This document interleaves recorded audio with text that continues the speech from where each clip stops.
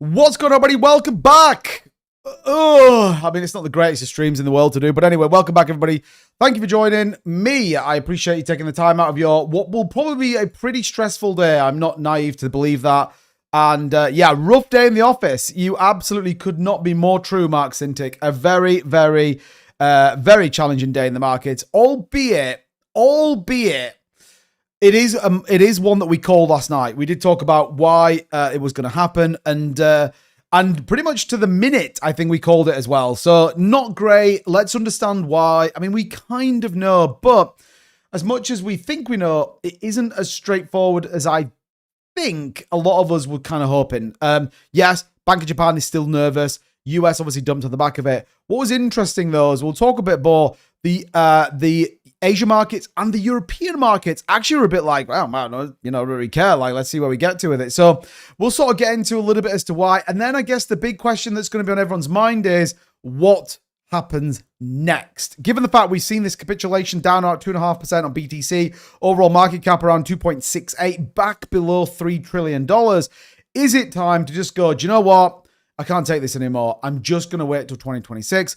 Or is there some movement left in the market? We'll talk about it. We're going to get into what I think is a very popular chart. We did touch on it yesterday that I want to just dive in and dissect a little bit more, because as much as I was thinking last night, oh, well, this is kind of really obvious.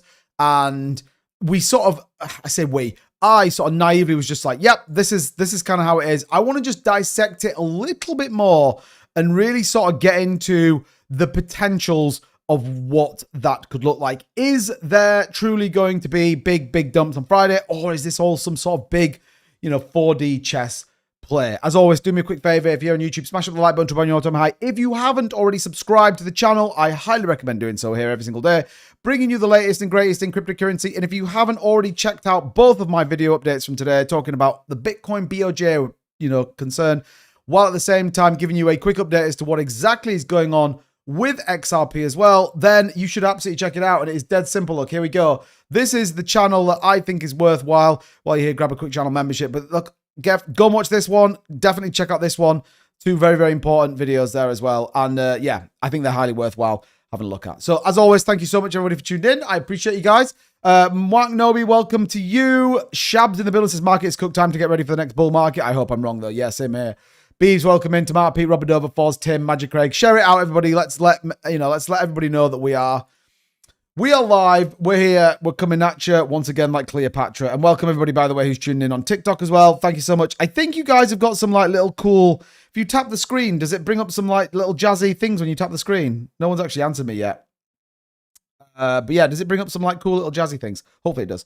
If it does, great. If it doesn't, then there we go. It does. How nice. Anyway. Good afternoon to a bit. George Lopez in the building. Man, it's a minute since I've seen you. How's it going, brother? Welcome in. Welcome. Griff as well. Welcome to you as well. Okay, so Devo, thanks for the heart me. Appreciate it. I can obviously see you guys on TikTok on my other screen as well. So yeah, right. Okay, let's get into it. Let's talk about what is going on. So if you remember yesterday, we discussed a little bit as to potentially where this market was going to go. What did the Fibonacci tell us it was going to hit? And, well, pretty much bang on track. 85,900 was the predicted low. And look, we hit pretty much bang on that. Okay, so 0.382 Fibonacci. What we don't want to do is see this loss. That would send us way down here at the minute. I don't necessarily believe that we're in this, like, the market's over. It's all going to zero. This is the official, like, doomer loop that everything is kind of done. So I'm just going to move that down a little bit so that TikTok can see it a little bit better. But again, you can see this perfect hit here on the 0.5, on the 0.382 Fibonacci, which I think is important. If we were to look at it on a slightly higher time frame, which again, we were talking about this yesterday to give us a bit of a flavor as to potentially where we are heading. And then you take us to the bottom of the bear market. If 2bit can sort his life out and actually get his charts up, then you see once again, we actually are retesting the weekly range, 84,656. It's a little bit on the low side, actually, so it needs to be there. So you can see there, we are actually wicking down perfectly on the 618 Fibonacci on the weekly candle. So what does this tell us? And what's worth noting here, the fact is on the short-term narrative, which we did discuss yesterday. Can I just like do this and do this and do this and do this? And it's going to show me. Man, that's so annoying. So annoying. Okay, so on the short term, basically, what does it mean? It means on the short term, we are, in fact, quite a little bit bearish, and there is definitely some concern within the market that we are going to see this sort of push down a little bit further, which I think is justified. The target you're looking for, 85,944. The close on that, bear in mind, this is the 12-hour candle. You could argue and say, well, 2-bit, put it on the daily. Daily is pretty much the same sort of number. So we're looking for a close anywhere between 85,944 and above. A close below this on the daily candle, generally speaking, is not going to be good news. Why do I say that? You can see when we closed below this range, we actually went down. Wherever we closed above the range, we actually found a little bit of support. And equally, when we saw that big push down December 1st as well. So for me, this is a really key level that we've got to hold. If you think of the weekly, I don't think you can necessarily get, you know, kind of too crazy. Is this all crashed? Hold on a minute. Oh no, God, I just... I paused one of my screens there and I thought it was the OBS screen that had crashed. I thought you were all just looking at my like really, really weird face on there. So yeah, apologies. That was a little bit weird. So yeah, so again, the point here is that, look, on the daily close, 85,944, we need to see that rally above. We'll take a look at the pre-markets and a few other bits and pieces in just a second, but that's kind of where we sit. There is no surprise. The broader market is taking an absolute hammering. The total 2 down 3.7. So altcoins got demolished today. Ethereum down 4%, broke the lower, broke down back below this support, which we've been talking about for a while. XRP down 4.5 to 188, which is pretty wild if you think about it. And I guess you could even look at this one of two ways, which is you may have some discounts out there. As I said yesterday, I just think right now, it is worth just sitting and waiting to see what happens. Zcash back below 397 and the rest of the meme space. So the market's cooked right now, totally cooked. And I think it's definitely not worth doing anything rash, anything wild, because you just need to wait and see what happens in this market. Now, what is also worth noting here, by the way, is that quite a few of the treasuries interestingly bounced back, which is a surprise because they did open into a decline, but have actually bounced back a little bit, which is surprising given where we think the markets are going to go. And actually stocks held up reasonably well. Obviously, MicroStrategy took a really big hit.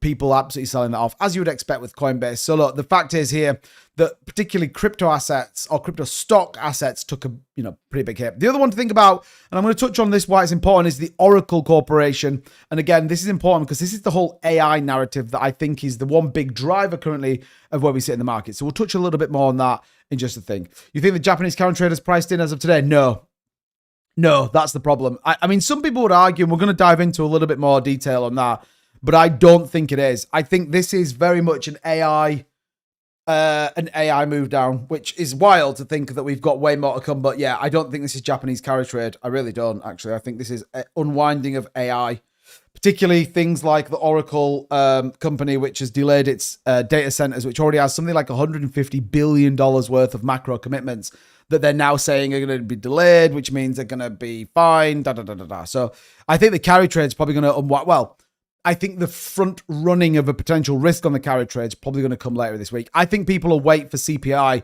and a couple of other bits as well. So, I think that's kind of where we're going to go. How long can we go? How low can we go before the new year? I mean, the reality is like we could see Bitcoin dump to like 83,000 on Friday, like easily dump between that. But yeah, we'll see. What did the yen do today when Bitcoin dropped? Well, you're about the yen versus USD, right? Yen versus USD 155. It's holding up. This is the thing. Yes, we saw a little bit of a push down on it, but we need to see consistent downward momentum here.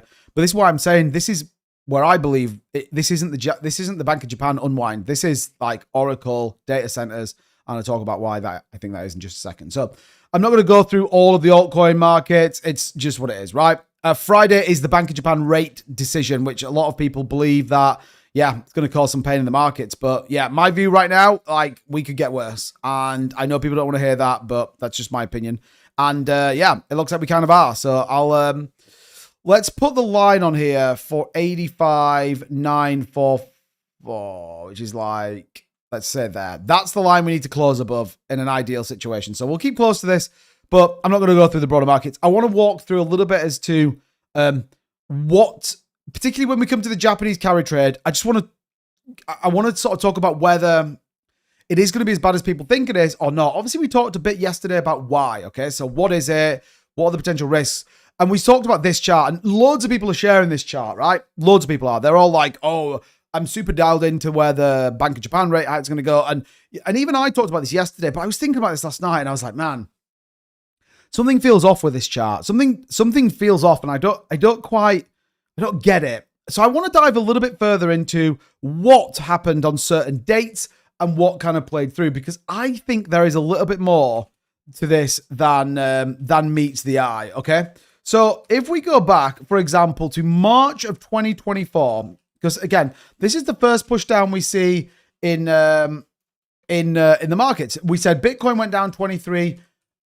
Okay, why? Well, within that, and I think a lot of people have been naive to this, is that we are missing the fact that we saw tariff news. What else did we see? And I think, again, this is worth noting, by the way, we actually saw the Iran-Israel conflict begin. Like, it was really early. It was around this sort of time. We saw some airstrikes and all sorts of crazy stuff, right? All sorts of sort of crazy stuff happened. So, yes, Bank of Japan did increase its interest rates. Okay, fine. Like, I'm not denying that didn't happen. But there was actually a load of other stuff going on as well. And the fact that we know the Iran-Israel conflict was a pretty big deal for markets. We saw this completely capitulate, and we absolutely saw like a big sell-off in the market. So we also saw Russia invading Ukraine. Now, I know it's been going on for a number of years, by the way, but it was still there. It was still part of the market. So I was a bit like, okay, maybe that just isn't quite what we think it is. And obviously everyone's kind of going, you know, well, Bank of Japan raises rates, boom, down we go, and it's this big kind of disaster.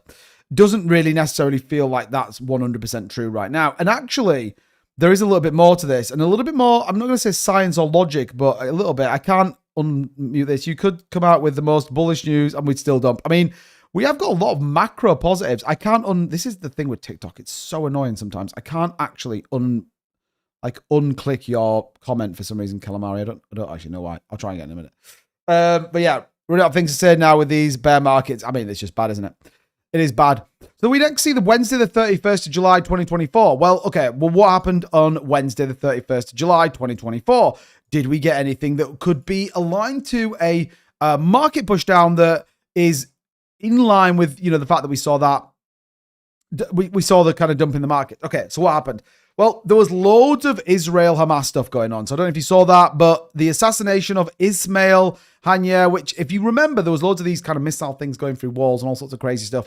There was loads of journalists killed also as part of this kind of Israel-Hamas war. So, you know, there was loads of kind of not good stuff happening at the same time. It wasn't necessarily, and specifically down to the fact that Bank of Japan raised their rates. Yes, there was certainly part of that, okay? There was certainly part of that. But again, this is important to understand that there was actually a little bit more macro stuff going on. Fast forward, January of 2025. What happened in January of 2025? I am sure most of you are well and truly on with this. We all know DJT came in and dropped the T-bomb, yeah? He dropped the big tariff news. He was like, bro, we are going to launch some tariffs. Get ready. It's going to be pretty spicy. So the Canadian Immigration, Refugee, Citizen Department all declared some crazy student permit things going in. We also saw a ton of stuff going on with tariffs. My birthday, nice. We also saw the massive border crisis. Like, loads of stuff happened. Trump comes in. He's like, yo, get ready, you choppers. This is how it's all going to be. And then, obviously, we got that massive kind of tariff news and tariff fears that came in. So I'm not saying, by the way, the market's not cooked, because it is cooked today. But I think to be just like Bank of Japan's going to absolutely nuke the market on Friday may not be as bad as we think it might be. I still think it's going to be bad, by the way, and I still don't think it's priced in. But I thought it was worthwhile that as much as this chart's been shared everywhere, and essentially people are saying, well, this is what happens when the Bank of Japan raises rates, it's probably a little bit disingenuous. Just a little bit disingenuous, in just my opinion. Okay, so what, therefore, do we need to be aware? I'm positive by a very arrogant fashion, you babe. It's gonna. Do we think there will ever be another alt season? I mean, of course there'll be another alt season. You've got to decide whether 2026 is that season or whether actually this is just the slow, inevitable doom. Are we buying or crying? I'm just, and I've been really clear with this, I'm just sit tight. There's a lot of macro stuff going on this week. In my opinion, we wait and see what happens. Now, I was thinking more along the line of when the US opens and Bitcoin dumps, did the yen pump? No, not really. Hey, 2bit is all good news. Didn't have time to listen about crypto. No, it's not good news, if I'm honest. So, again, Let's now talk a little bit about what can we expect and more importantly, what happened today. Cheese, you're absolutely 100% right. I thought this was a hilarious chart, by the way. It says Bitcoin price action looks like some bundled shitcoin. And what's interesting, by the way, is this huge leverage down. Now, I'm not going to come out and be like, I think this is a certain company. I think this is a certain narrative, blah, blah, blah, blah, blah. Okay. But I think it's interesting that the charts are, certainly just way more volatile, loads of leverage flushes, all sorts of craziness going on. But yeah, pretty interesting that we get these kind of weird random moves up, consolidate, and then enormous downside spikes. And yet again, the 10 a.m. manipulation is activated once again. For us in the UK, by the way, that's 2:30 in the afternoon. It's essentially when the US markets open. Now, there is speculation going around that there are a number of companies that simply nuke the charts when it opens, and then they buy slowly back throughout the day. That hasn't happened today, and we have actually seen that the price of Bitcoin is unwinding 85,586. So, we're nearly 3% down right now. So BTC is indeed pushing down. But what's interesting, Bitcoin dumping $2,000 in 30 minutes, 40 billion wiped out from the BTC market cap, 125 million worth of longs, liquidate in less than 60 minutes. That is not random selling. That is coordinated dumping of this market. It has to be. Simply put, all of a sudden everyone in the US doesn't say, oh, I'm just going to sell all my Bitcoin today because why the heck not? This is absolutely, in my opinion, a much higher level, a much bigger institutional level that we've got going through. So the question then is why? So we can ascertain that at the minute, there's real nervousness in the market for the Bank of Japan. Okay, that's a fair thing, right? That's a fair thing. Maxi Power says was always worthless. Maybe. I mean, everyone's entitled to their opinion out there. Everyone's entitled to their opinion. The question is why? What would be the benefit of making this as it is? And then more importantly, what can we kind of expect to see at the back of the week? Well, the reality is this, that AI stocks are losing momentum. We talked about this yesterday. We talked about the fact that AI bubble is potentially about to burst. Now, you could argue and say, well, hold on a minute, 2bit. When we look at shares, particularly things like Meta, well, they're up 0.5%. Great news. You also get Nvidia continuing to come back, albeit I think is very reliant on the fact they can sell chips to China. But actually, when you look at the kind of real market movers, AMD, Amazon, Apple, all down, and all down reasonably big. Tesla's the only one that's up about 4% today, which is kind of crazy. But the fact is that shares and stocks tied to AI, semiconductors, and the power worst hit. They are on the way down, and we haven't seen this for a while. Remember, the AI bubble has been driving the S&P 500. It's been driving the NASDAQ. And this, well, is not simply put the case anymore. We are absolutely seeing it sell off. Take, for example, when you look at the S&P 500 down 0.1. It's another day red off that top there of 6,900, just shy of that 7,000 price range. NASDAQ, once again, down. Dollar index down. The big one to keep your eye on, I'm going to talk a little bit about the Russell 2000 and why this should be a chart I think you've all got on your trading views because you need to watch what's happening with the Russell. I'll touch on a little bit as to why this is important in just a second. But we need to very much keep an eye on this because if the AI bubble goes pop, markets are done, right? Doesn't matter if you're invested in AI, meme coins, Bitcoin, Ethereum, top 10 stocks, whatever it is, right? If the AI bubble goes pop, then it's all bad news from here. And the fact is there are cracks already, showing, particularly when you talk about Oracle, that they've had to delay over 2 years, means that funding potentially slows down. This is the biggest risk on Friday, by the way, with the Bank of Japan. They increase rates, people pull out of US equities, stocks, and bonds and go back to Japan. That's the biggest risk. The global free money is about to end, and I think a lot of people are nervous. So we definitely need to keep an eye on this. Valuations are way overcooked. Think about this, right? Think about this dead quick. Nvidia hit a $5 trillion market cap. Like, get out of here. Do you know what I mean? It's absolutely insane. I mean, I don't know what is it at right now? 4.28 trillion. So think about that. So Nvidia, since Bitcoin's high and the kind of all AI narrative has lost the best part of $720 billion off its market cap. Think about that for a second. So this is kind of what started the push down today, in my view, okay? We definitely have seen a little bit of the stock sell-off. That is not all, though. You've still got mass fear in the market, 16, the longest consecutive extreme fear streak in the markets. Nobody wants to hold on to their cryptocurrency. No one. Everyone's panicking. Everyone's like, man, I don't want to hold the bag. The problem you've got here is that people are holding top assets. Bitcoin, Ethereum, XRP. I mean, people are going to hate me in the chat for this. Cardano as a degree. But people are holding top 10 assets and saying, man, I'm out. I'm selling them. Remember we talked about this yesterday. Short-term holders dumping at a loss. 103,000 is the average price for Bitcoin. Bitcoin, 103,000 is the average price for short-term holders, and they are selling at a loss. It's insane, right? And you're going to see this. Longer serving. But that's not all, right? We also see it in the stock market, right? So the stock market now sitting at 44, which essentially is fear. So you've got this kind of, people don't know where to go with their money, right? They're just like, man, I don't want to go into stocks because I feel like the stock's going to burst. I feel like crypto is not where I'm going to go. So this is the question, isn't it? Where are people actually putting their capital? What are they doing? Now, we talked a little bit about cash reserves. We also talked a little bit about certain balance sheets on certain big companies. People are still buying certain elements, but I heard rumors today, and I don't know if anyone can confirm this, by the way. I heard Berkshire Hathaway were going to Japanese yen, and that is not a joke, by the way. Let me see if that is actually true. Berkshire Hathaway raises 210 billion yen from multi-tranche bond sale. No, that wasn't really today. But yeah, what's he called? What's the guy called that runs Berkshire Hathaway? What's going on, Casey? Good to see you, man. Evening 2-bit, what's going on, Rob? Good to see you, man. I need someone to wear another Lunk t-shirt. Matthew Page, what's going on, bro? Welcome in. Criminal says, now I know what it's like to have blue balls. Funny, it's not funny, just waiting for sure. Yeah, well, I mean, that's true as well. Are Reg's going to slow the manipulation? If so, they're going to do this much as possible until then. And maybe. Warren Buffett, that's it. Thank you, mate. I don't know if it's true, by the way. I just kind of saw it, and I maybe just kind of looked over it. It doesn't look like it. Warren Buffett dismisses concerns about cash holdings. Okay, yeah, that's fine. Okay.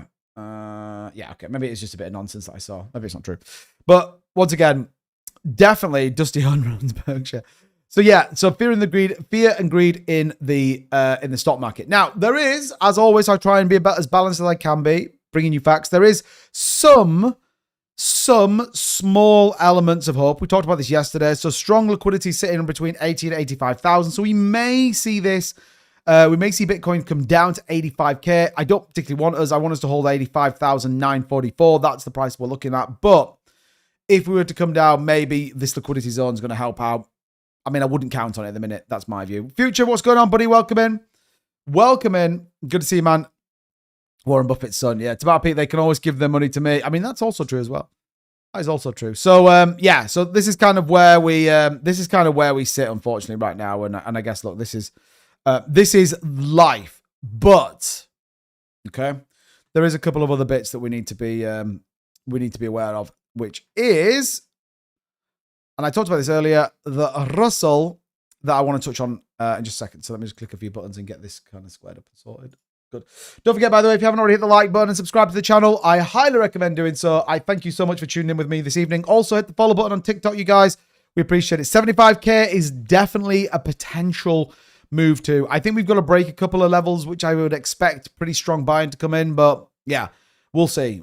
And maybe we see this kind of Bank of Japan stuff just not be as big a deal. But I feel at the minute it probably feels like it's going to be. Okay, so if you remember, I talked a little bit about the Russell 2000. So I'm not going to try and teach people how to suck eggs. I'm not going to be in a world where I'm going to sit here and try and school you as if I'm some sort of economist. What is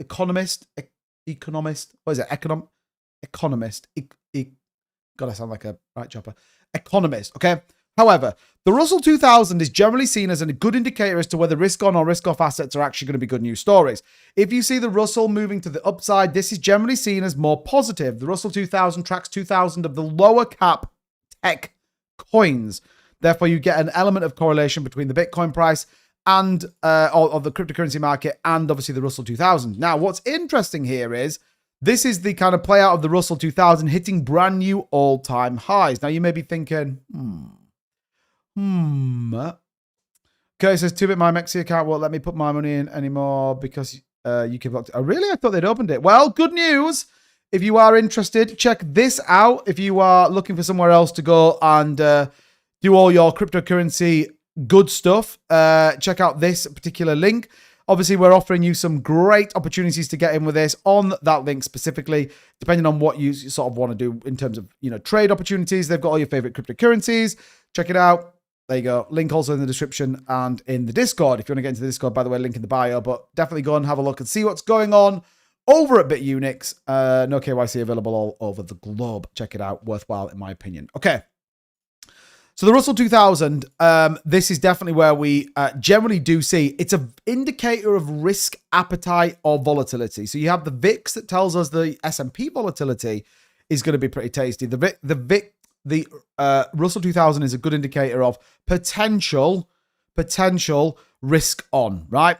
Now, they're not super correlated that you could say, well, the Russell's moving up. This has to be good news. Therefore, Bitcoin's going to move, yada, yada, yada. It's not quite as, not quite as close. But statistically, they are actually pretty close. Now, I know what you're thinking. Well, 2-bit, that's all great. So if the Russell is an indicator of people wanting to get into risk on assets, why is it going down? Why is it going down? Well, it's going down because people don't trust stock markets. People are super nervous about what's going on with the Bank of Japan. They're super nervous with the AI bubble. Like investors, and we talked about this yesterday, big investors with big pockets don't care. They're just like, yep, that's fine. I'm in. I don't give a monkeys. I want to get involved in what's going on in the markets. People like you and I that actually really matters to what happens to the money we've invested, then are simply not comfortable going into these. I mean, Selmo, a little bit. We talked about it yesterday. We'll get into kind of where potentially we could see the markets go tomorrow.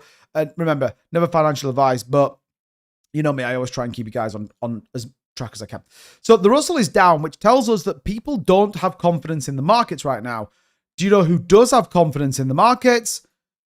Big money. So think of this. Market took another dump today. We saw Bitcoin retrace back and is still pushing down. The Russell is coming down. The VIX is high, yet still institutions buy huge amounts of Bitcoin. BlackRock, 567, 621 into Fidelity. Look at ARK21 buying 1,360 BTC going into there. It is going to be a big inflow day for ETFs. That, ladies and gentlemen, is a pretty wild number. On the back of that, we also got Michael Saylor, guess what? Buying over nearly $1 billion worth of Bitcoin. I am not saying these guys have a crystal ball. I'm not saying that they are any better than we are, but it is very interesting that you get all of this volatility within the market, and yet somehow, somewhere, some people with very, very deep pockets continue to buy the dip. So if we assume that the Russell 2000 is a good indicator of where risk on assets or risk taking potentially could come within the market, then right now we are saying what we're seeing, which is people do not want to take on the risk, and they don't want to take it on in terms of the stock market, the NASDAQ, the crypto market, equities, and anything else. The only people prepared to take a risk are the people with big pockets. Even when you look at, say, something like, just bear with me 1 second. When you take a look into, say, Ethereum treasury companies, the same thing is happening again. In fact, Tom Lee's BitMine buying over $130 million worth of BTC, as well as many, many others buying significant holdings. So is it all bad news? Well, not all bad news. It's still pretty bad news, though, okay? Let's not kid ourselves that we are where we are. So this is important to think about. The Russell 2000 should tell us what sentiment feels like. Sentiment right now doesn't feel great. However, people are still prepared to take an element of risk. Why? Because the Federal Reserve is cutting rates, and that's going to be good news. Also, not very well talked about, the Federal Reserve just injecting around $6.8 billion in liquidity. Guess what? They are printing money, and no one wants to know about it, which is kind of wild. Pretty interesting if you ask me. Lots of stuff going on. This market right now is wild. That's why I'm, advocating for just sitting, waiting. Don't make any rash decisions, because if you do, then potentially you are going to get wrecked. Just my view. Equally, you might be a savvy investor that know what the heck is going on. My opinion, crack on. Okay, so that kind of gives you a bit of a view as to where the price and the markets are, and maybe tries to talk a little bit as to why the market sold off a little bit today. So let's see what you guys think, and then I want to get into just some sort of top-line news articles that I think, again, are going to give you a bit of an idea as to where it's going. And then we'll sort of talk about potentially what's going to come over the course of the next 24 to 48 hours. Guys, whatever you have conviction in, now is the time to believe and buy the fear. Other looks in the face. Aiden, you're probably not wrong. But Sailor buys the top. I mean, generally does. F Joe says the sky's falling. Sailor secretly sells low, Curtis. Yeah, he is like one of us. It's like one of us making it, isn't it? He buys high, sells low. He's absolutely making it happen right now. He's making it happen. Do me a quick favor, by the way, everybody. Just give us a quick thumbs up. Appreciate you guys being here. Always, if you haven't subscribed to the channel, I highly recommend doing so. We put content out every single day. Likewise, jump in the Discord. It's totally free. Great community. I highly recommend it. If you're brand new, maybe you're new to the crypto market, you're looking for somewhere to go. There's no shills. There's nothing you have to do. Just simply get in there and ask any questions. Please be mindful. I am the only person in there that has a red name. And therefore, if it's not that name that's talking to you, then it's not me. There is lots of people out in this world trying to take your cryptocurrency. If you're not sure, come to the live stream, ask live. I'll try and answer some of the questions as best I can. Yeah, Wild says, yeah, I wait. Yeah, look, I don't think that's a bad strat at all, actually. We were talking about this yesterday with a couple of people. Okay, good. So that tells you through a little bit as to where the macro markets and charts and maybe some technicals are. What's the broader picture? Well, this is kind of going to explain a little bit as to what we've been talking about, but equally trying to get to understanding where we're going to go. So Wall Street's infrastructure sell-off continues with Wall Street as Broadcom, Oracle shares slide. We need to put Broadcom on here, actually. Let's do that now. Broadcom. We need to have these bad boys on here. Broadcom. There we go. Look, get into the stocks. So 5% down. Maybe, people are probably thinking, well, who is Broadcom? Well, let's take a look and see what they are. All of these are kind of big tech companies.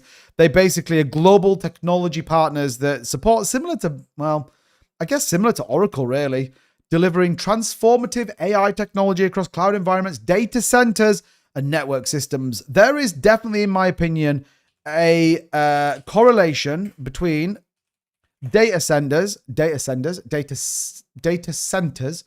and the broader economic market. Global data center spending exploding, driven by AI, projecting to hit $1 trillion annually by 2029, with potentially over a $5 trillion global market. Right now, estimates suggest over $3 trillion on AI data centers have been spared, with UK spending projected $10 billion annually by 2029. So this is a freaking big market, and I think this is why we're seeing such a kind of nervousness as to where we are. So this broader sort of sell-off is interesting. So you can see here, look, we talked about these yesterday, actually. Broadcom, CoreWeave, Oracle dropped Monday, extending the week's decline. With artificial intelligence boom showing no signs of ease, investors have grown concerned about how it will all be financed. This could then be supported by the fact that we're going to see rate cuts and all the rest of it. We're going to get there. Kriegs, what's going on? Oracle's lost almost half its value since stock peak in September. Think about that. Bought more HBAR and XRP today. Daniel in the building. What's going on, bro? Welcome in. Sailor is a degen. Yeah, he really is. He's absolutely super max degen.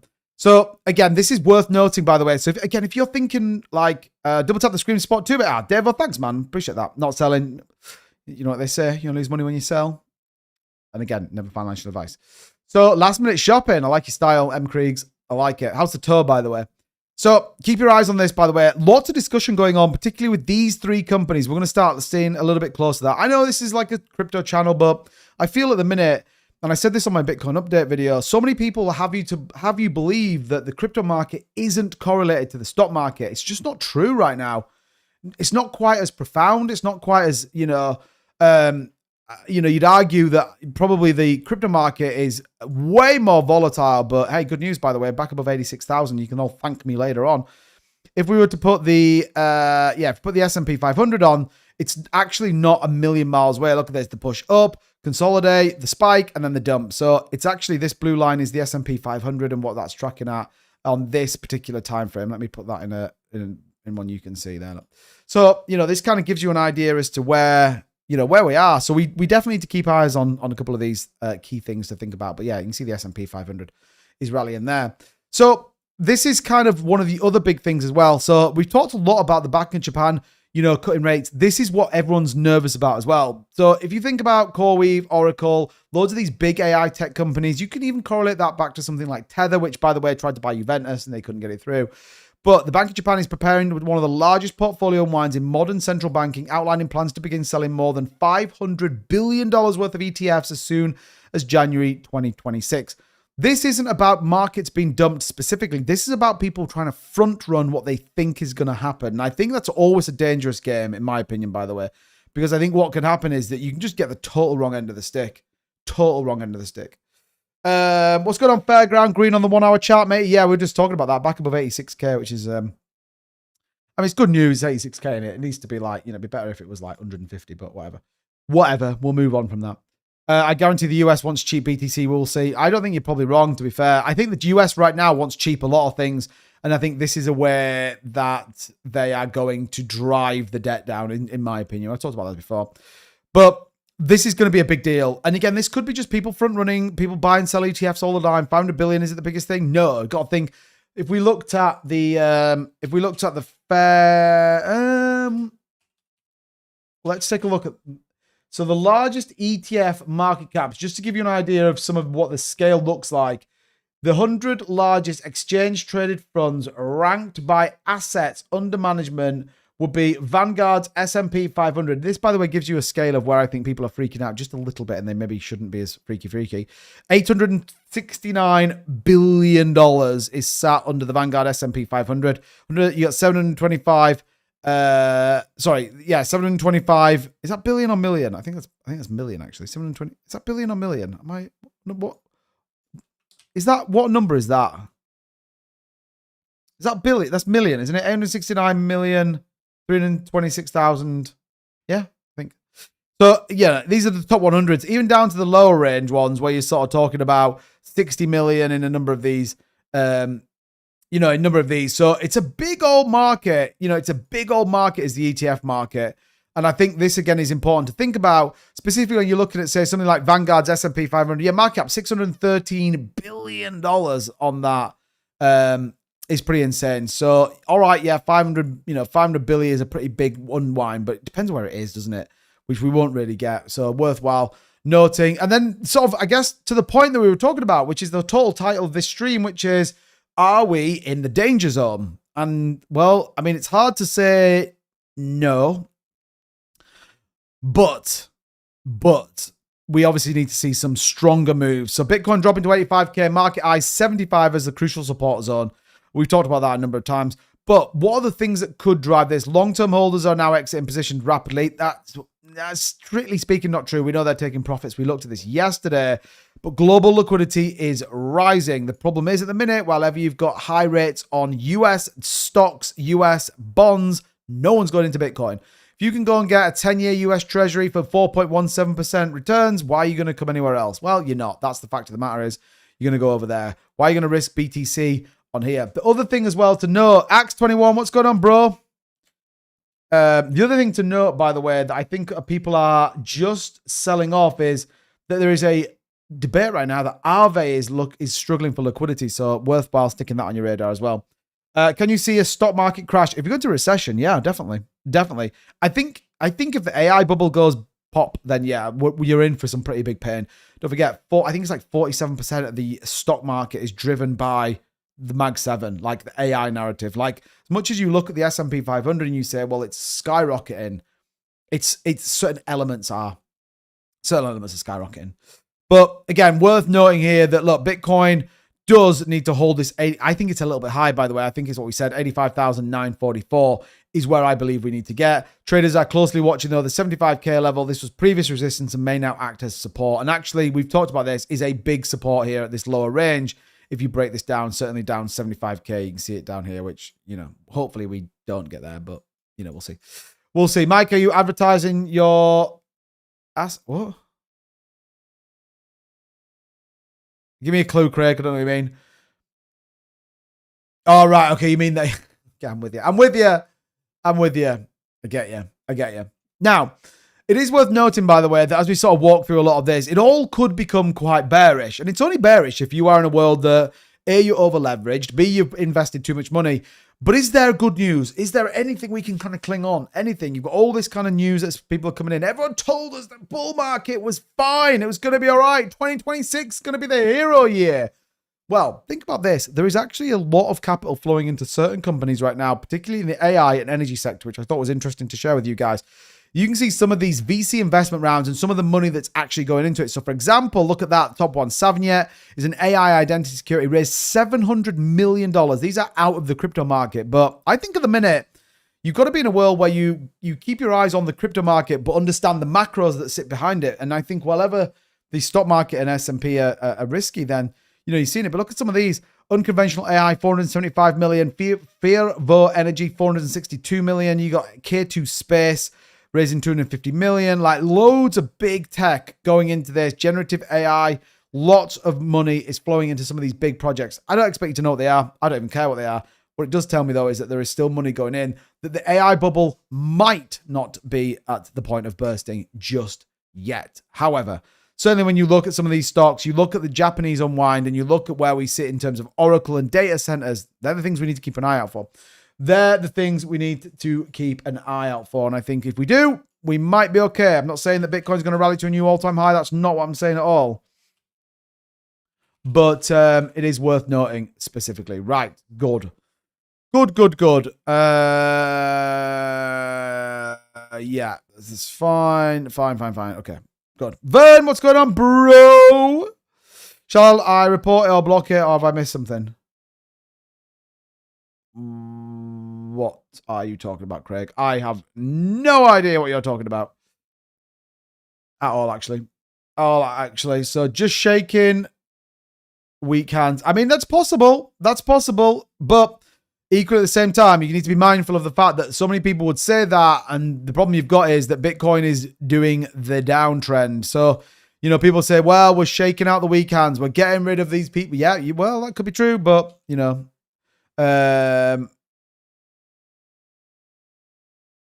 what? The huge figure?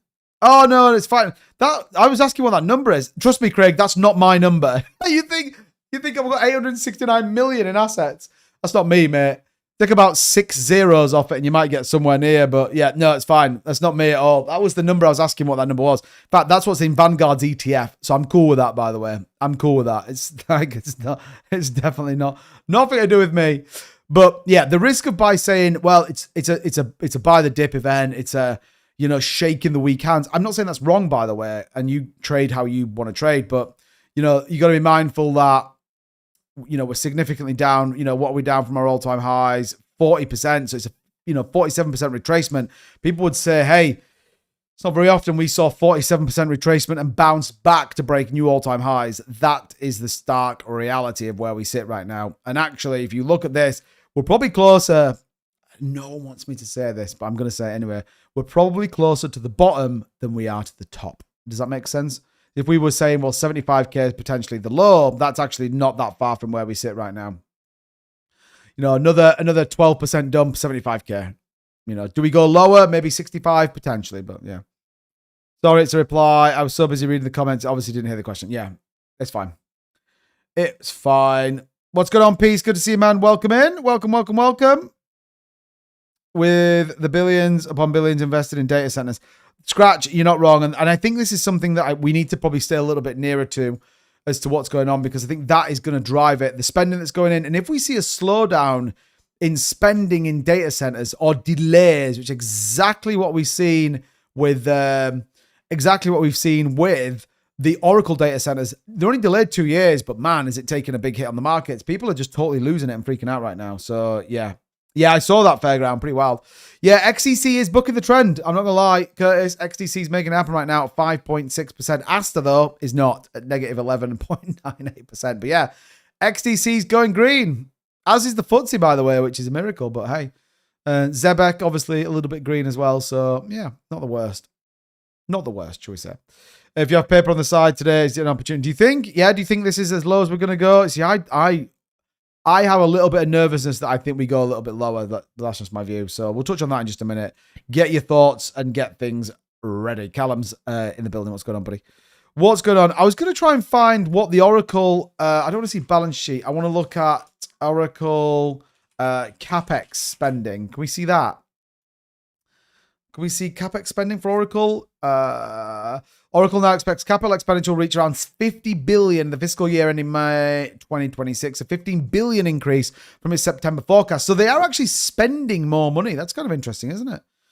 Oracle, the latest earnings report and share slide marks the reversal of fortunes for a company that just a few months ago was enjoying a blistering rally and climbing multi-billion-dollar data centers. So they are actually spending more. Here's the problem, though. You don't want to expand too quick. That all ends up being bad news for many. So yeah, Oracle is spending more money. So I guess the AI bubble might not be over just yet, but it certainly feels like it's painful to be involved in. Tibbo, what's going on, buddy? Welcome to you. Hope you're doing well, pal. Good. Silver's doing well as a hedge. Yeah, silver's doing well. And I mean, gold is as well. If you think about it, gold is up just marginally. Silver at 63.93, continuing to really look strong, actually. And Again, probably another indication that markets are nervous. They're nervous with the stock market. They think it's over. They just think it's overpriced. That's my gut feeling.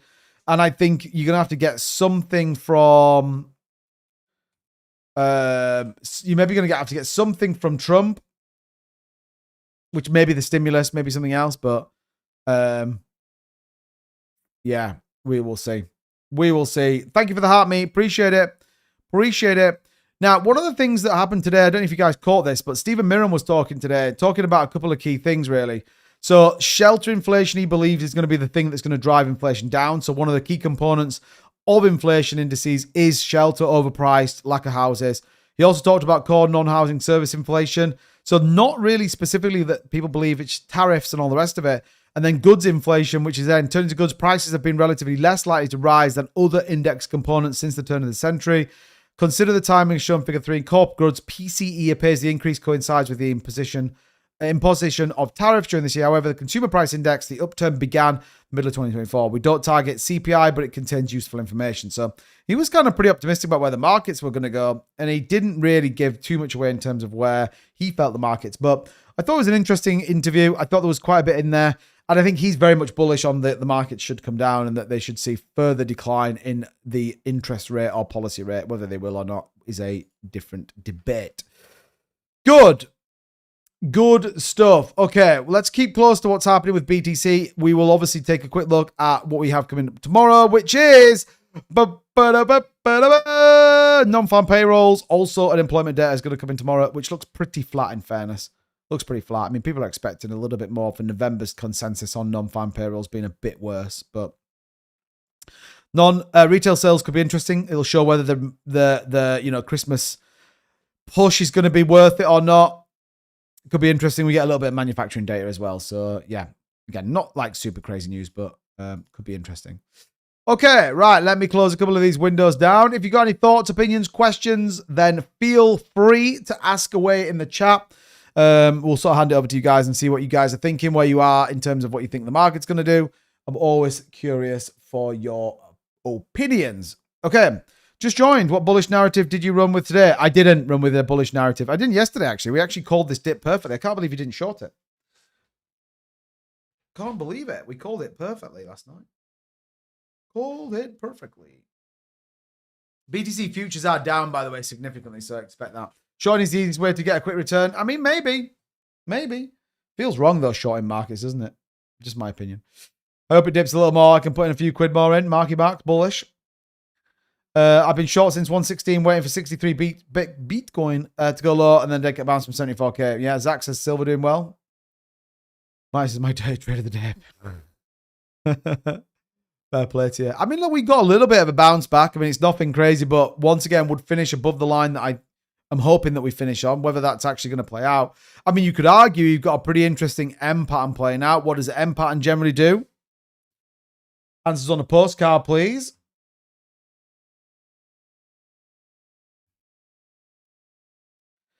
My opinion is going lower, not much, but there's not going to be a quick recovery. I mean, maybe. You're probably not wrong, in fairness. You're probably not wrong. I think, yeah, I think, we could see it. What you generally see, and I guess if you were to argue on technicals, is we could actually see a little bit of a lower move here on BTC, and we could then bounce from that lower range. So you would be, why is that not deleted? Get out of here. So generally what happens on an M pattern, and you can see there the neckline at the top, can't you?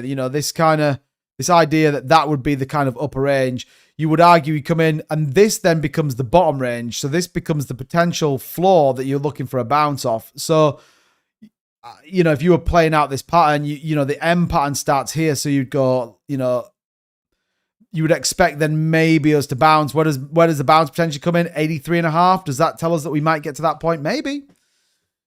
That would be where I'd be looking for from an M-shaped pattern, the bounce off the bottom range as we sort of come in. So, maybe that plays out. Maybe it doesn't. If BTC goes to 66, I'm getting a second. Mark, get out of here. Get out of here. At least your trading gains are covering your terrible spot entries. I mean, maybe.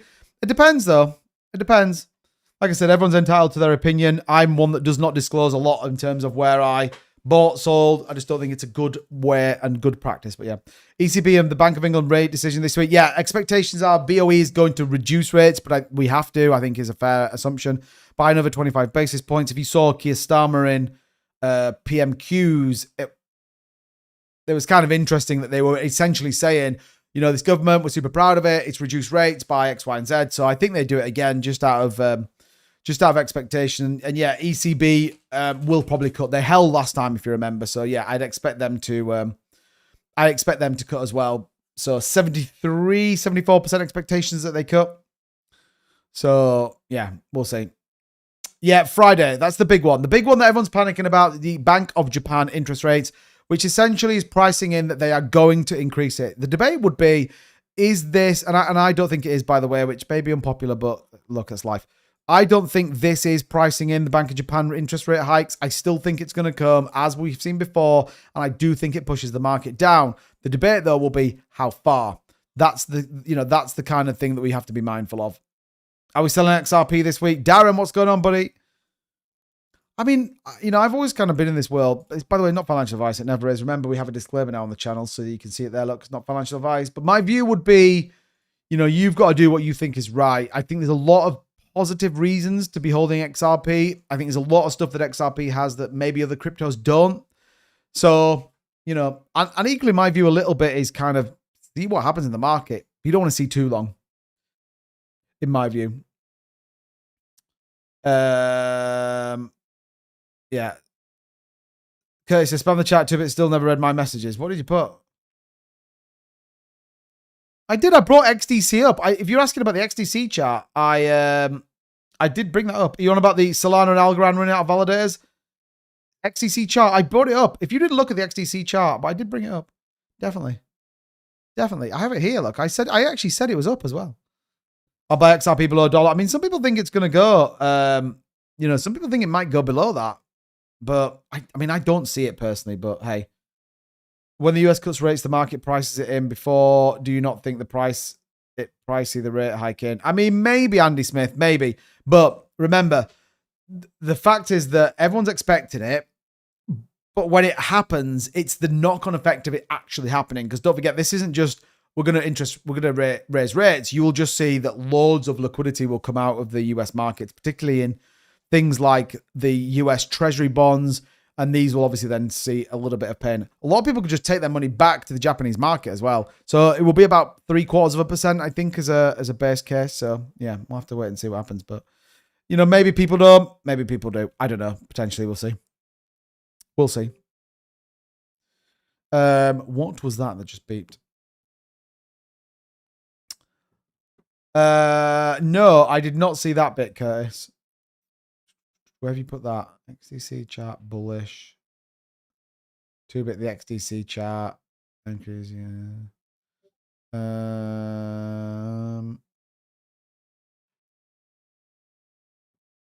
Reminds me when BTC hit 15K in December 2 or 3 years ago and then rampage into, yeah, which again, maybe, you know, we talked about this. I don't think we still have that document. Do you remember we did it last week, which was, wonder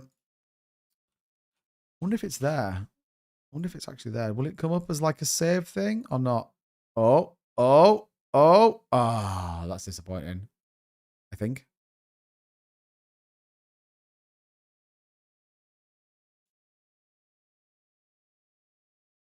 Yeah, I don't think I had it. Oh, that's annoying. I could have saved it as well. Ah, that's the worst. Okay, fine. Doesn't matter. I thought I saved it. Friday will be building my shorts will be pretty. Yeah, well, I mean, look, a lot of people in, which could see us. You could get similar to what you got yesterday, which is a potential move up on Asian markets because they're going to be like, hey, we're stimulating the economy. Like, this is great news. Like, all of a sudden, all of these treasury yields that I've held for God knows how long is going to actually bring me some returns. Like, that could be a good news story. The reality, though, then once you get the European and the US markets open, it's probably going to be pretty painful, in my opinion. IPMG maybe he's not allowing to come through. Right, okay. Let me take a look.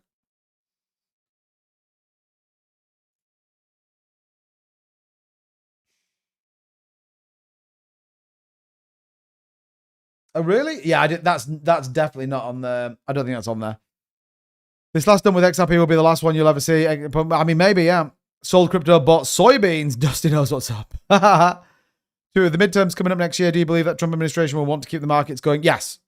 Yeah, that's why I think he's going to release the stimulus checks next month.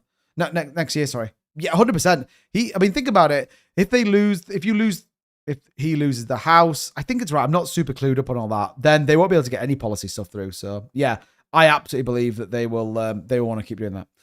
What do you think about Chainlink? I like Chainlink in fairness. I just think it's been a little bit disappointing, but then I would argue the broader market. Sorry, I just realized I took my microphone off. I apologize, guys. 1 second.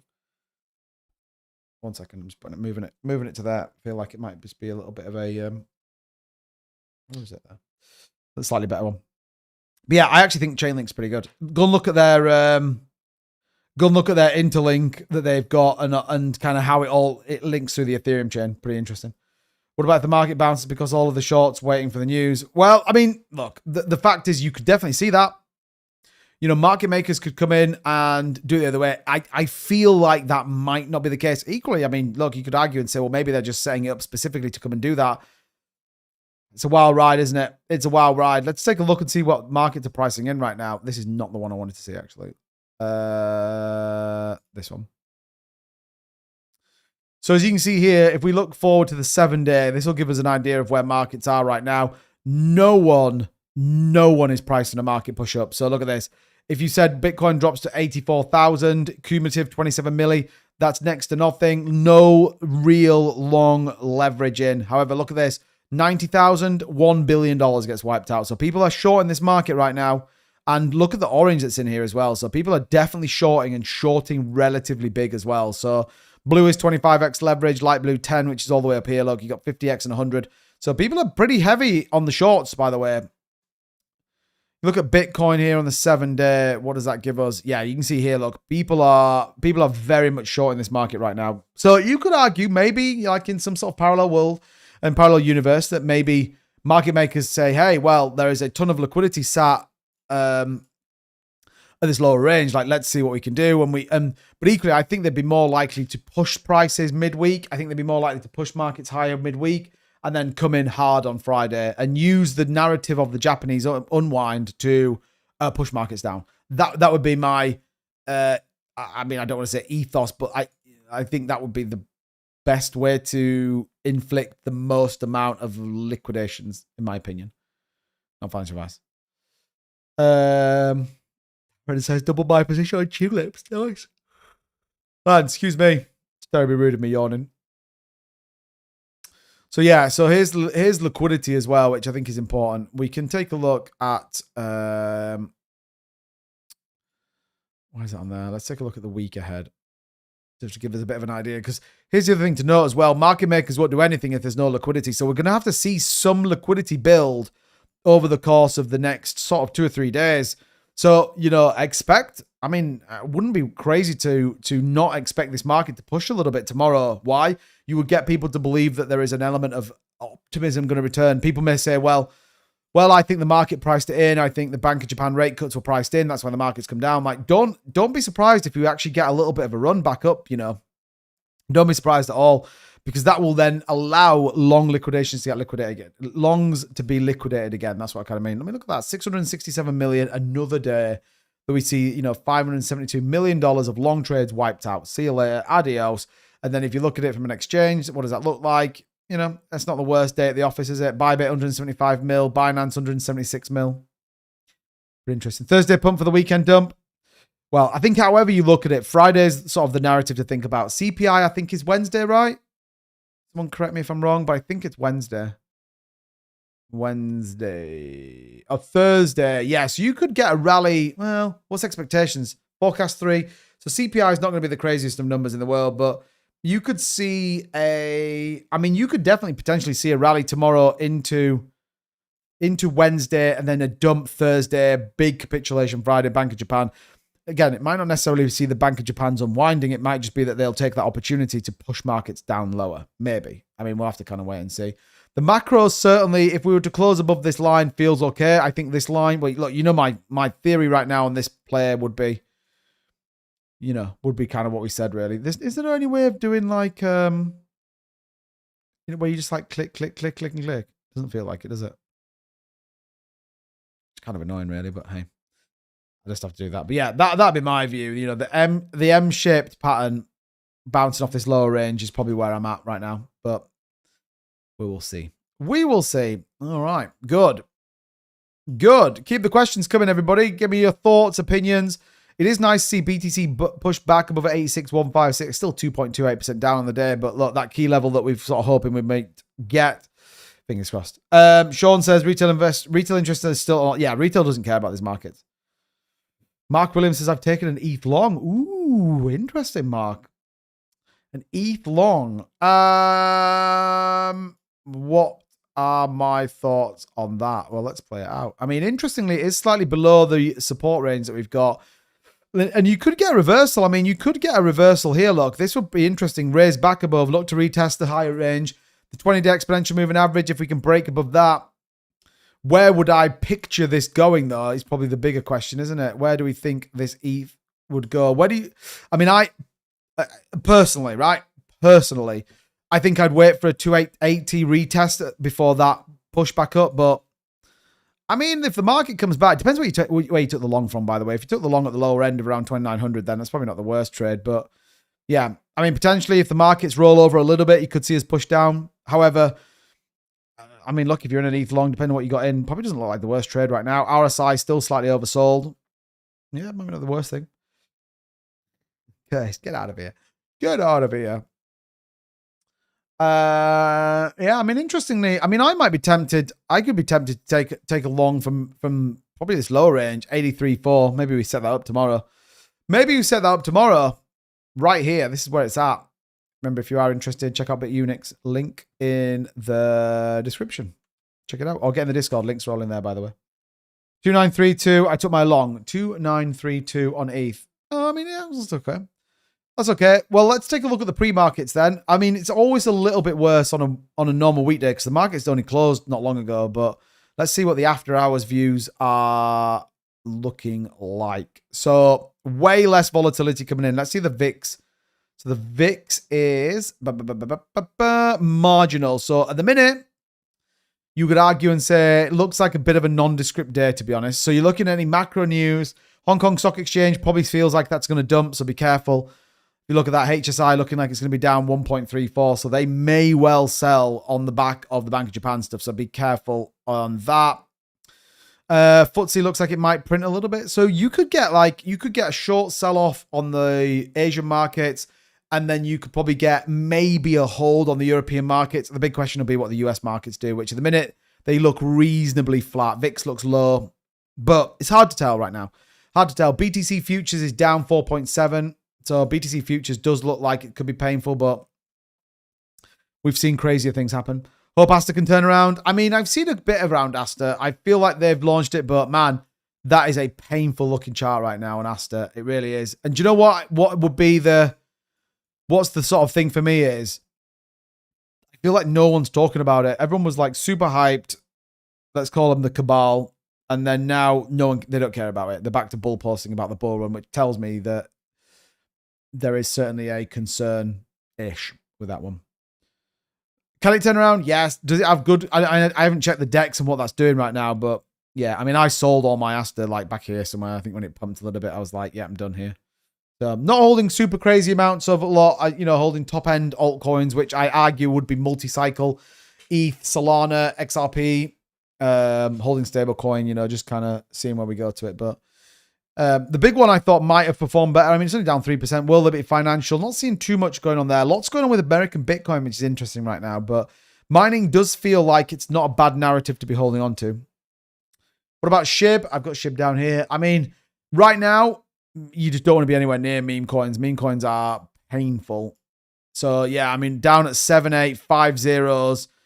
Volume of 1.19 trillion over the last 30 days. But yeah, SHIB looks pretty rough. I'm not going to lie. If you think about where it is, you're as low as you were back in 2023 right now. So SHIB looks really rough. Look, aligned with probably most of the rest of the meme coin. Doge here breaking down. Once again, you're back here to, well, the lows of sort of 2025, but equally you're back in October 2024. Pengu, to say we talked about that one. Brett is pretty much donezo in fairness. Bonk probably the one that may just have that opportunity to rally back, given the fact that it has an ecosystem built around itself. And Pepe, you know, the same. We all thought Pepe was going to do some craziness. Just didn't, did it? Just ended up being a bit flat. Peak in 2024. That was the kind of altcoin peak. Again, do I think it could be there? Maybe. You don't think that the Bank of Japan hike is already being priced in as we speak? No, I don't think it has. I don't think it has. I think this is AI. This is an AI thing because you're 5 days out from you know the sort of potential rate decision. I mean, they could reverse on it, but yeah, I think this is AI data center driven push down. PayPal have submitted an application to become a US bank. Nice.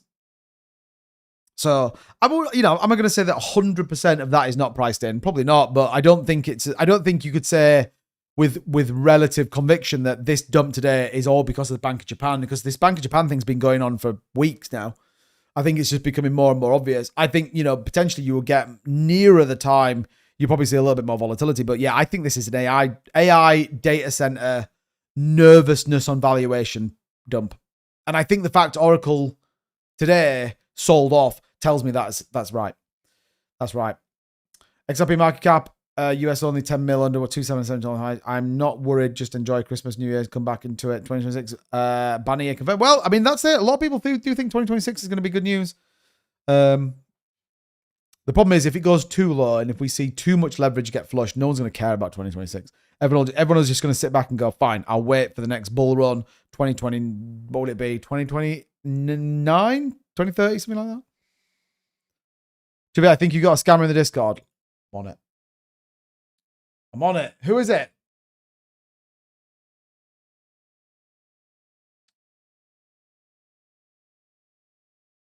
Oh, right. Okay, yeah. I see them.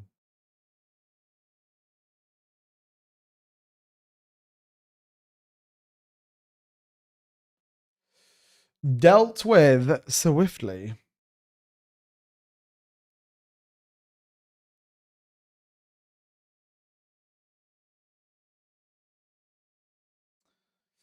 There we go. Sorted. Wouldn't it shock the crypto market if Japan left? Yeah, I mean, that would be insane. It would shock the whole market, not just the crypto market. Like, you would get some kind of crazy rally if you saw that. If Bank of Japan suddenly went, well, we're probably not that bothered actually about raising our rates. Like, we don't really care. We're cool keeping it as it is. Everyone would be like, oh my God, this is insane. But I don't think that's going to happen, unfortunately. Right, okay. Well, I've banned them now. I'm waiting clarity act to news that comes with it, year or two. I can't wait to buy a lot. Yeah, I mean, that's true.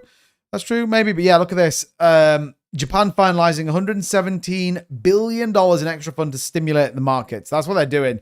So Sane Takashini is the new governor. And she's like, we are going to stimulate this economy like you wouldn't believe. So 135 billion stimulus. That was what was announced 3 weeks ago. So the whole Japanese, Bank of Japan stuff was 3 weeks ago. Do you know what I mean? It was that was kind of where we got to. So that's why I think it's not necessarily as priced in as I think a lot of people may hope. Just my opinion. Just my opiniano. Good. All right. I want to get your opinion on where BTC might fall to. Then you've come to the right place. We were talking about this. So we talked about the short-term price analysis. So when you look at this, man, those lines, look how insane that is. Those lines line up perfectly. We didn't even have the fib on when we drew those lines on there, but yeah. So where do I sit right now? 85,978 is where I think BTC needs to hold in order for us to say, well, this potentially is the local bottom. Where can it go to, though? If you were following an M pattern, you'd argue this low range here around 83,500 could be where we get to. The lowest 236 Fibonacci at 83,900. If you take a broader picture, though, and go on the weekly candles, then, you'd argue, I think, what did we say it was? Like 83K or something, I think is where we get to. So you could see us capitulate down on a higher time frame. So if you went to here, 70,865, 57,682. So yeah. That's where I get to. But short term, 85,944 is what we sort of want to hold on a daily close, by the way. That's what we're looking for. And, right now we're sort of holding that range a little bit. Let's look at the 4-hour chart. So we are seeing a little bit of a A little bit of a green candle, but man, look at that mess. Like, it's just a mess, isn't it? Dude, if we hit 80K, well, I think a lot of people are in that place. The trouble is, I think a lot of people that are in the markets are in that place right now. And everyone's probably sat going, let's see what happens.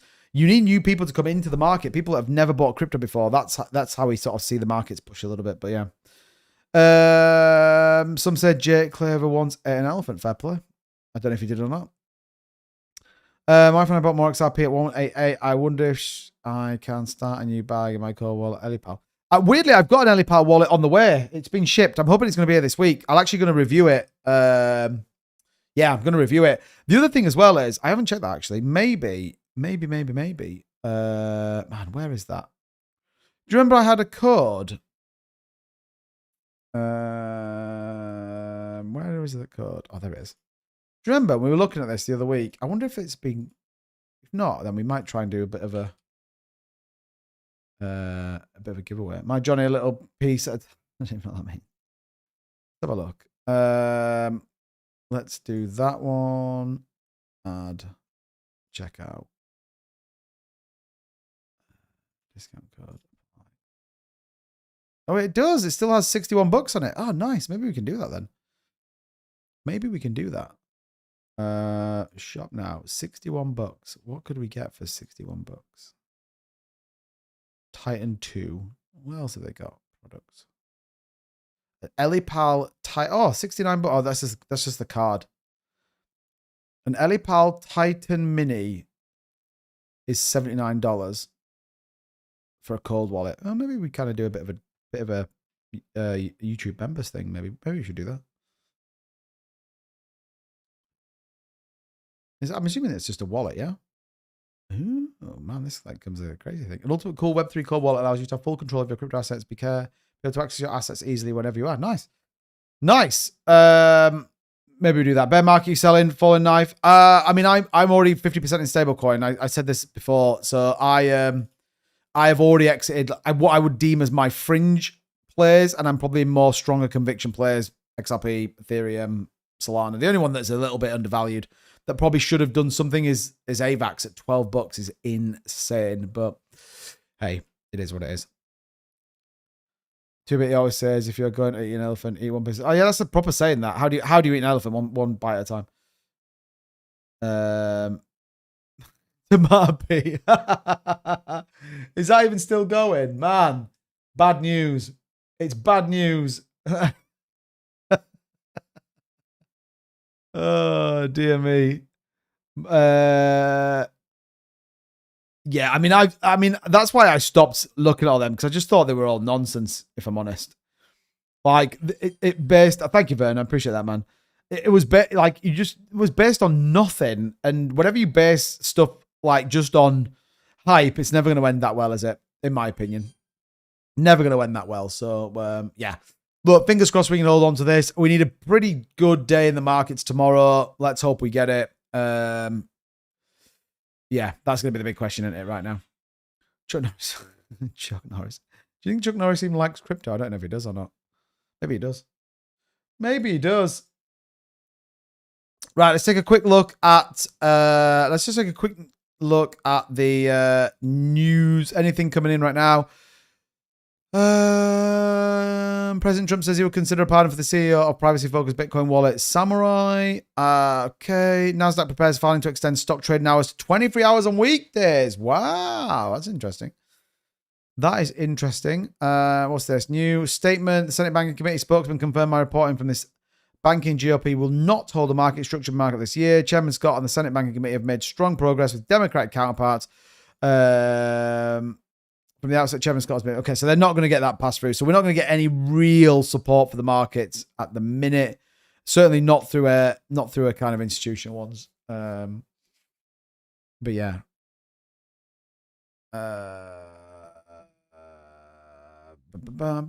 Stocks tend to bottom on December 15th and rally into the end of the year. That could be an interesting one. Treasury Scott Bessent calls to ban stock trading by Congress. Well, I don't think he's on his own when he sort of talk about that. That, ladies and gentlemen, is probably about it. Bro, XRP topped in July when Chris Larson sold the top. Everyone is off sides now. Welcome to the bear market. We're 5 months in, brother. I mean, maybe. I mean, most bear markets last 12 months. So if if you wanted to spin a positive narrative-ish on that, you'd say, well, if we're 5 months into a bear market, we've only got 7 months to go. Happy days. 7 months takes us to what? June? Yeah, maybe. Maybe. Rizza, I have no idea what you just typed in there, but yeah. I don't know what that is. Use Maurice. I don't know what that is, bro. No idea. Chainlink, yeah, I like Chainlink. We said that right at the very start. I don't mind Chainlink. What's the price of Chainlink right now? 12.73. That's not bad, actually. Look at that, though. What, bro?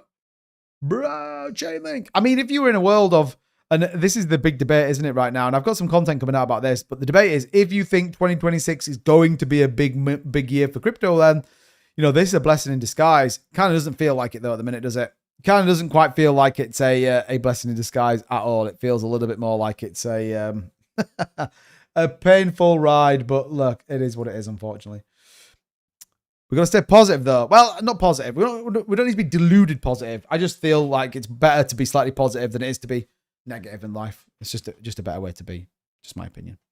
Anyway, everybody, it is getting on now. Where are we at? We're at 1 hour, 20 minutes. Don't forget, I will be live streaming all the way up to the 23rd, inclusive of, actually. And we'll probably have a couple of longer live streams coming up. So my missus and kids go to stay with my missus, mum and dad. So 21st, 22nd, maybe 23rd, we'll have some slightly longer live streams, which would be pretty cool as well. So yeah, Fairground says, too many footers bringing the rhythm down. Rhythm is gonna get you. Rhythm is gonna get you. The rhythm is gonna get you. Bump, bump, bump, bump. The rhythm is gonna get you tonight. I don't know where that came from, but enjoy it as we end the stream. Right, everybody. That, ladies and gentlemen, is the live stream tonight. So if we were in summary of what we've talked about, yes, the market's dumped today. I don't necessarily believe it's down to the Bank of Japan. It is something to be very cautious of. What is the data telling us?